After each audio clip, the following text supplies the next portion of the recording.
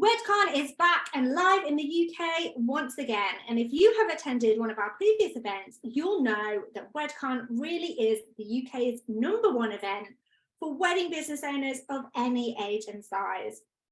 After our last WedCon, we are more than ready to get back into that room with you, hanging out with like-minded people and building invaluable relationships and business connections. So let me tell you why WedCon this year is shaping up to be our best ever. This time round, WedCon is all about discovering how to grow and engage your audience, attract qualified leads, consistently increase your monthly revenue, and boost your cash flow well into next year and beyond. Basically, over the day, you're going to learn the very best ways to grow your wedding business. And having started out and built my own multi-six-figure business, I realized that when it comes to building businesses, there are really a few things that stand head and shoulders above everything else in importance. And that is getting clients and customers, generating revenue and cash flow, growing your audience, and having a strong team and network around you.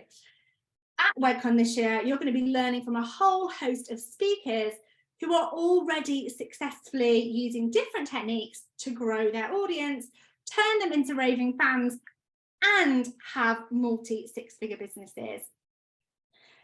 So if you're a planner, DJ, florist, celebrant, or work in any other area of the wedding business, you are going to want to be at our one-of-a-kind event. WedCon is going to be your home, and we can't wait to welcome you in November. For all the details on how you can secure a ticket and be in the room, head on over to the show notes and grab your ticket. We're really looking forward to seeing you on November the 15th in Kent.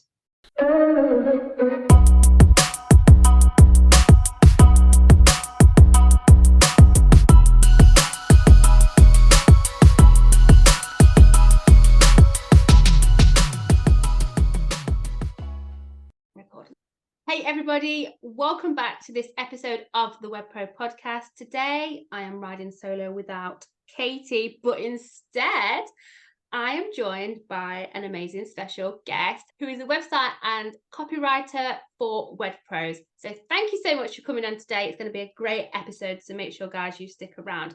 So welcome, Andrea. Thank you. I'm so excited to be here. I'm really excited too. Today we're going to be talking all things copy, aren't we? First, before we do that, I want to know all about you, about your business, how you got into what you are doing now. Tell me it all. Tell me everything. So like every good copywriter, I did not start as a copywriter. I didn't even really know what it was. I started out, I got a degree in translation years ago. I worked for a company that specialized in website translation. So I learned a little bit about SEO and a little bit about website design and everything that goes into making a good website that sells. And then I had a baby and I didn't want to go back to the office like so many people. And so I started out doing some translation and some copywriting, and gradually from there, copywriting grew to be the majority of my business. And when I got my first wedding professional client, I fell in love with the industry. I love the idea of working with people who are creating experiences and memories and using artistry to do something really special and meaningful for people. And so I've been obsessed ever since. Like I say, now you can't get rid of me. I really love that. So you literally fell in love with the industry and thought, this is where I want to be. This is the kind of person I want to work with. Yes, and I still have memories of planning my own wedding and helping family members plan their wedding and thinking about what it was like on that end too. And so that kind of informs the work that I do. And it's been really beneficial in, just thinking about how to approach websites the way a couple would when they're looking to book for a wedding. Yeah, and that is exactly what we're going to be talking about today. So firstly, what I think would be very helpful to people is let's get into the nitty-gritty of like why copy on the words on a website are mega important, and it's not just one style fits all. Yes, absolutely. And it's not one style fits all. The first thing is the words on your website, they serve a couple purposes. One is they give people the basic information about who you are, what you do, how to contact you and work with you, all of the simple basics they need to reach out. They're also really important in making sure you get found by Google. I mentioned earlier SEO for anyone who's not familiar. That's search engine optimization. And that means, in other words, using the words that your people are looking for, whether you sell bridal gowns or you're a DJ or you're a wedding photographer, you want to sprinkle the terms your people are searching for through your site so that it comes up higher in search results. And then, of course, your copy plays a role in just building a brand and demonstrating who you are as a business and what the experience you offer your customers is going to be like. For some people, that's a wild party. For other people, that's a very subdued, luxurious experience. But your copy plays a role in it. It's the first contact, often, or maybe the second contact after social media that people have with you. And it's an important step in building a relationship with you and getting them to remember you. Yeah, I think that's exactly what it is.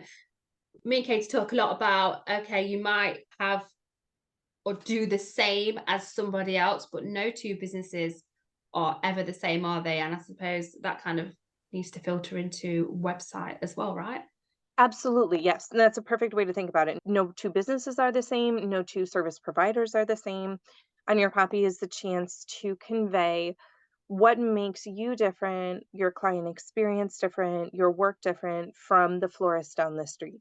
You can both be amazing people and serve totally different clientele or charge different prices or offer a different experience, and your copy conveys that.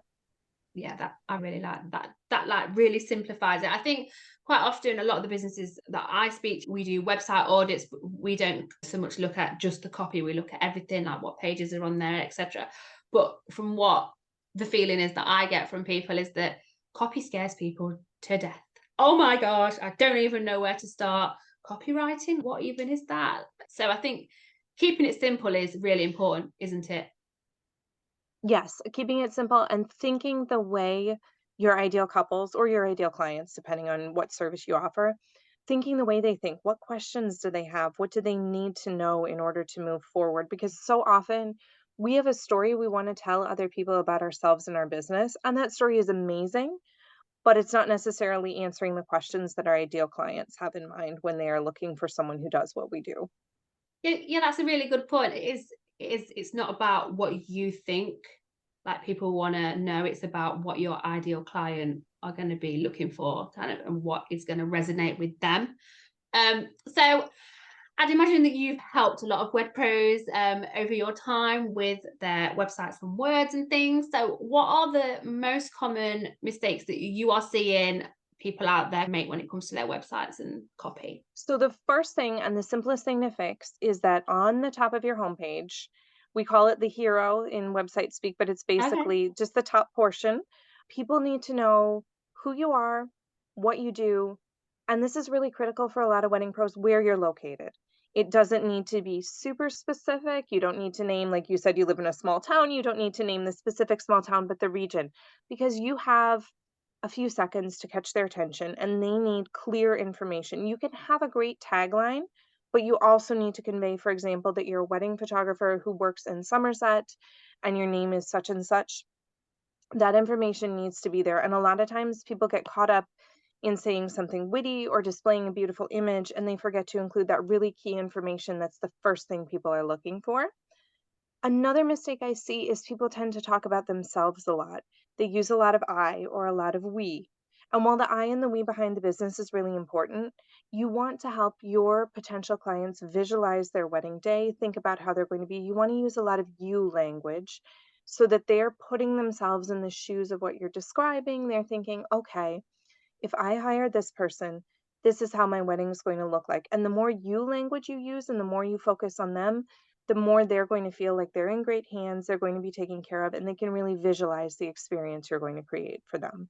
Think it's about making that emotive connection, right? And about setting that scene, about them visualizing, oh, yes, okay, I can see myself working with this person, or the vision that they portray, or the images on your site. Yes, this is my kind of person. And that's what it is. Is there anything else that Other mistakes that I see, I think sometimes it's easy to put too much information on your website. A lot of times we have all of these little details we want to convey to a client. And the reality of it is, those are better for a proposal or a contract or something like that. The example I always use is if you're a venue You have a dance floor. People don't need to know the square footage of the dance floor the Mhm. first time they talk to you. It's important to you, and it will be important in the conversation with them later on, but they're not hung up on that detail the first time. What they want to know is maybe a general idea of your price. Do you do vegetarian meals? That sort of thing. But Mhm. they don't want the itty bitty details. Those are for the proposal and the contract where you can bullet point them out. So I think a lot of times we need to take a step back and think, does someone need to know this right away? Or can I tell them on a call? Can I share it in a Yeah. contract? Can I streamline the process and make them feel less overwhelmed? Because you think about, and I'm dating myself here, we used to have binders where you would print out everything and plan your wedding. Nowadays, people Yeah. have Pinterest, they have Instagram, but there's still, maybe even more so than before, an overwhelming amount of information to consume while you're planning a wedding. They need you to tell them the critical pieces of information, not bombard them with details. So it's about getting that balance right between. Yes, and it is a balance. It's a tightrope you have It's to like walk a little Goldilocks, bit. right? Yes. Let's talk about call to action. So I was going to ask, is there a set amount of call to actions that kind of each page should have on your website, or does that depend on the page? It depends on the page, but I usually tell people they can probably have more call to actions than they actually do because a lot of us tend to put one at the bottom, Mhm. maybe one at the top, and then leave the rest Nothing of in the page between. be. Yes, and you can have a few in between because you know what? If someone's not ready to click, they'll just scroll right past it. But if they're ready to click, you can capture them right there and make their life a little bit easier. And when you do write a call to action, you want to make it pretty clear what someone's going to do. This is another thing I'm always on about is, are they going to book a call? Are they going to receive a proposal? Are they just going to hear from you via email? But you want them to understand what's going to happen when they inquire. So if they book a call with you, have that little button say book a call, or set up a visit if you're an in-person venue or a shop or something like that, and make sure they understand what they're getting into. They're not just clicking and crossing their fingers deal. Yeah, and I think when it comes to call to actions as well, they don't just have to be clickable buttons, do they? You can highlight words, make them Mhm. clickable. You can, make it look a bit fancy and a bit pretty with images as Yes. well. Yes, you can have a lot of fun with it as long as it's like, as long as they can find it, you can have a lot of fun with it. Yeah. Yeah, I like that. I also wanted to touch on quickly another one of these things that I find people find a minefield is H1 text, the H text. Can you break it down in an easy way? Is that even possible? It is possible, and I think of it, so my style of writing them is I think of it as not your fun headline, not the thing that's gonna really grab people. It's informative, it's for the search engine. So the H1, for anyone who's not familiar, is probably after your page title, one of the most important pieces of text on your web page. Search engines are looking for it as a way to categorize what your page is about. So it's Mm. going to use your main keyword for a page. Again, if you're a wedding photographer, like I said earlier in Somerset, you might simply say Somerset wedding photographer. That might be your keyword. And you want that in the H1. Maybe you say luxury in front of it or traveling or something. What I tend to do when I'm working with designers is we put those really critical keywords in the H1 and then we make it small. It's still there, it's still readable, but it's almost like a subtitle. And then you can have an overall headline that has a bit more personality to it. Yeah, that's clever. So Because you we're think of serving both H1, purposes. We're giving Google what it wants, and at the yeah, same time, we're having a little bit more creative copy too. You want both on there, and that's really what a website is. It's a mix of giving the robots what they want and giving the people what they want. And you have to mix. Website copywriting is about mixing both. yeah. Because when I think of H1 text, I think of H1, okay, that's the biggest text. So that therefore got to stay the biggest bit of text on this page at the top, whack it there. But you can change the size. That's such an easy thing to If do. it has to be, sometimes it has to be boring and ugly, the H1 text, to get the SEO keyword in. So make it small. It's still Make on the page. It has the information, and then you put something pretty below it. That's my trick. That's my secret. That's great. So then does it go like H1 most important, H2, like does that get Exactly. searched by the robots too? Like and Yes, and you don't want to overdo your keywords on your page. That's something a lot of us learned about writing for search engines years ago. Nowadays, Google doesn't need you to use your keyword 12 times on your page and it reads awkwardly. It should read like natural, normal text when it's woven into your headline, your subheaders. They say that the simpler your keyword is, the more it's going to come up on the page. So, for example, if it was just photography, you'd probably use it a lot. If it's a more specific type of photography package, you're not going to use that same string of words as much. But you don't want to overstuff it. You do want to use it in your H1, maybe in an H2, and one or two places in the body of the page too, depending on how long it is.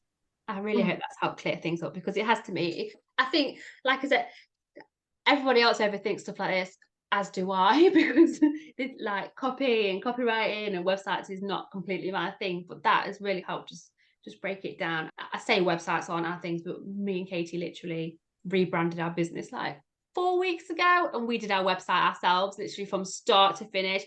And it is a slog. Like, I can see like people who do their own website, and I know lots of you are nodding along and relating. It's hard work. It's definitely worth every now and again going over your site, giving it an audit. Do you think that's something wise to do? Yes, and especially also a couple times a year, just make sure that everything that's on there is still relevant. Do a check, maybe depending on your business, maybe quarterly, maybe once or twice a year. Make sure you're still offering all those services. Make sure that if you have a team, that the bios for the team members are still the right people. Just check in every once in a while and make sure that it's accurate, whatever information you're listing. Yeah, because everything evolves. Yes. Your pricing's changed, and yes, people, you should be reviewing your prices and then updating those as you go along. Can we talk about page? Because I know this is one that a lot of people, you got excited then. A lot of people want to know. Let's talk about it. Jump into about page. What needs to go on there and what doesn't need to go on there? What I always advise people to do is you want to tell a little bit of a story about yourself and how you got established in your business, but you really want to relate it back to the person that you're talking to. So you don't just want to, it shouldn't read like a CV or like a job interview. It shouldn't read like your LinkedIn page. You want to do a little bit of storytelling.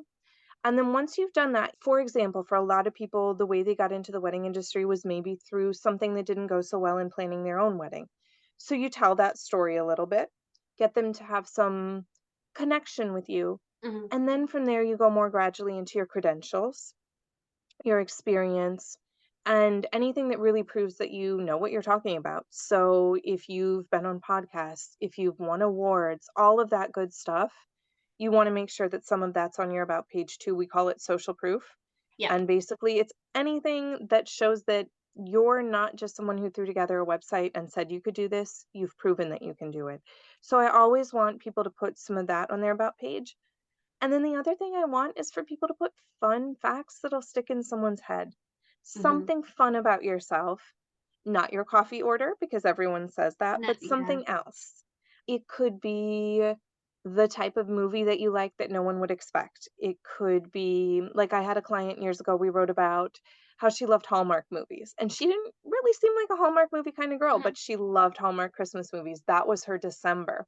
So anything that'll help you be memorable, because you have to remember that particularly if you're in an area with a number of vendors, people are looking at multiple websites.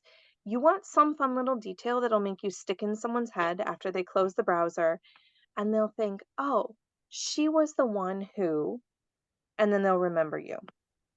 That's a really good tip. And that is something that we do speak of. What's going to make you be remembered? Sometimes people will come on your sales call then, and they'll say, oh, by the way, I read that you've been to 25 countries, or your favorite cocktail is a martini, shaken not stirred, whatever you put on there. And it's just a fun little warm up. They already feel like they know something about you, and people talk about those things. I've experienced it myself. You can go look at my about page. I list all kinds of silly things I do and don't like and was inspired by. And people talk to me about them when they get on sales calls. It's a real icebreaker, basically. I think instead of what lots of people do is lean away from anything that might make them stand out. Lean into that. Lean into who you are, what you love, what you do, why you do it. Show your passion. It's completely fine to show your passion and to show that more, the side that people will not know a lot about as well, because that is relatable. That builds that know and trust, which we all know.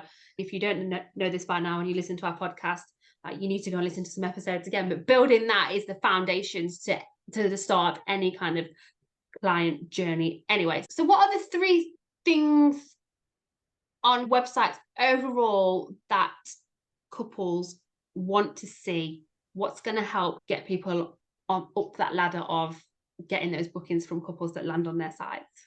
So the first thing is they want to know your personality. And this is especially true of anyone who's really present on the wedding day itself. It doesn't mean it doesn't apply if you're a baker or a florist, but I'm especially talking to photographers, planners, DJs, anyone who is there. You're going to be present, often in close contact with people on a really emotionally charged, important day of their life they've invested a ton of money and time into. They wanna feel like they're gonna have fun with you, and they're not gonna feel awkward. Photographers and videographers, if you're listening, this goes like quadruple for you because everyone's convinced they're gonna feel awkward in front of the camera. So they want someone that they can really relate to and that they just feel like they're gonna click with. And what you wanna do is give them enough personality that when they get on your sales call, they feel like, okay, you are exactly the person you advertised yourself as, and we know we wanna work with you. That's what you're really looking for your couples, and they really want that sense of personality Yeah. because otherwise it's a little unnerving to pay thousands of Mhm. pounds or dollars for someone and then worry that you're going to feel awkward. As I'm telling you this story, I remember a wedding that I was a bridesmaid in years ago, and the photographer was really awkward and none of us could quite relax. Like nobody, we were all young and I'm sure they just hired someone, but nobody really felt like they could settle down and take normal photos because of him. They were just a little on edge. So yeah, couples don't want that. They want to get a sense of you. And I also tell people you need to show up the way you're going to show up in person. So if you're a super formal, elegant person, show up that way a little bit on your website. On the other hand, if you have pink hair and you curse all the time and you wear black t-shirts and that's your vibe, people will like it, absolutely, but you don't wanna appear very stiff and formal on your website and then show up and curse a blue streak, and people are like, "What did I get myself into?" So you really want it to show who you are. Like, who is this person? "Yes, this is not who I thought I hired." And as well, it's got to be obviously relatable to your ideal client as well. That's a really important point. Like, we talk a lot about ideal client, and I think your ideal client is the foundations of every part of your business. If you Everything. haven't got your ideal client down, like, you need to literally know this. I always call it literally like a bride, a group. Know this person like better than your bestie, so that every bit of your business you put out there, definitely, especially your website, is in line with that person. Yes, Um, 100%. We couldn't be in more agreement. You have to know that. You have to know. I always say too, you don't want to just think about like their demographics, like how mhm. much money they can spend, their job and all that. You want to know, are they stressed because their mom's paying, but then she's going to want to make the decisions? Or do they want a non-traditional wedding? And what does non-traditional even mean to them? You have to know them inside and out. So yes, 100% agreed. I love that. I actually had a question the other day from one of so we have a group coaching program, and they were asking me about forms on WedPro's website, especially her website. She was a planner. So I may as well ask you while I've got you. What's the important information to put on a form? What information can wait till later? Because I think, like you were saying, they can, like, couples get a lot of overwhelm. So how do we make this process easy with forms? So I read something recently that was really smart and it said how long your form is should depend on how many leads you're currently getting and whether those leads are a good fit for you. So if you're starting out, you're not getting a ton of leads, don't bombard people with too many questions. Keep it simple. Ask what you need to know. So, for example, if you're a planner, you need to know the dates they have in mind. You might need to know a little bit about their budget and where they're planning to go. Maybe you ask one open ended question about their vision or why they want to work with you, but keep it simple. Mhm. On the flip side, if you have more leads than you can shake a stick at, and you want to narrow them down and get better fit leads, or if you're getting leads that aren't a good match for you, that's probably a sign that there's a number of things that need to be revised. But one of the things you can do is ask more questions to narrow them down. So someone who has a wait list a year long can afford to ask a lot more questions and make sure that they get and respond to only the people that are a good fit. It's a good way to get a sense of budgets. It's a good way to get a sense. For example, I've seen a videographer's website where she only takes clients who already have hired a planner. She's not going to work with clients who want her to manage their timeline and that sort of thing. So the more in demand you are, the more questions you can ask is my general rule. It is nice to ask at least one open-ended question so that you're not getting on a call with someone without any idea of what they're looking for. The exception I'll say is that if your services are totally packaged, say you're a limo company Mm-hmm. and you have 3 packages, you don't need to ask as many questions. People are going to book one of the packages. If they really don't fit, they'll ask about it. The more open-ended stuff is for my photographers, planners, that sort of thing. It does depend a little bit on what business you're into, the questions that you're going to ask. Yeah, that is some really great advice, really broken down in a really easy to follow way. So thank you so much. So if anyone is listening to this and thinking, oh my life, geez, I still need some help with this, where can people find out more about you? How can they So get in I'm on touch? Instagram. My Yeah. username is Andrea Shah Copy. I'm also occasionally on Threads, although not as much as I was a month ago, but I'm still on there. Same. And then andreashah.com is my website. And I would love to hear from anyone who's looking for copy help. I've got a couple of options and I love working with wedding professionals and it's so much fun. Everyone's different and it's a real joy to work with you. What I will do is I will pop your Instagram link in our show notes so anyone who does want to find out more can pop over there and go and check you out. Thank you so much for hopping on today. I've actually learned loads. I've taken so many notes. It's always interesting when we have guests on because there's always things to learn, right? Like me and Katie are always the first to say you can't know everything in business, and that's absolutely fine. Like it is a learning curve for sure. But hopefully today, you guys that are listening have got lots of helpful tips that you can then now go and implement in your business, because it's very good as giving you the tips, but what you need to go and do now, people, is go and implement them, please. But yeah, if you do want to find out more, hop over to Andrea's Instagram via the link in the show notes. Thank you so much, Andrea. It's been an absolute pleasure today. Thank you for having me. It was great talking to you, Roxy. And thank you to you all for listening, and we shall see you on the next episode. Hopefully, I will be joined by Katie. Take care, everyone. Bye.